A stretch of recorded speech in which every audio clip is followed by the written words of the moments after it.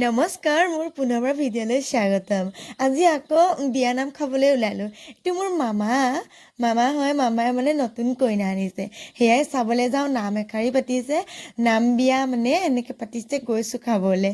তাৰপিছত ইমান মানুহ গৰমত যাওঁ নাযাওঁকৈ গৈছোঁ, তথাপিও ভিডিঅ'টোৰ কাৰণে যাব লগা হয় ন। মই যে এদিন ডাঙৰ ইউটিউবাৰ হ'ম বুলি সপোনটো যে চাই থৈছোঁ, সেইটোতো পূৰ্ণ কৰিবই লাগিব।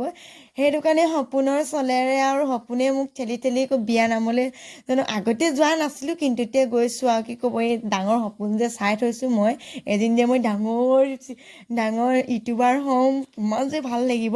যে বোৱাৰীয়ে তামোল এখন সৰহকৈ দিলে, মুখত ভৰাই থৈলোঁ। মুখত ভৰাই বুঢ়ীজনী নিচা আওমকৈ খাই বহি আছোঁ, খাই মই খাবলৈ মতাই নাই নহয়। আকৌ মই ভাবিছোঁ কেতিয়া মাতিব, কেতিয়াবা খাবলৈ যাম।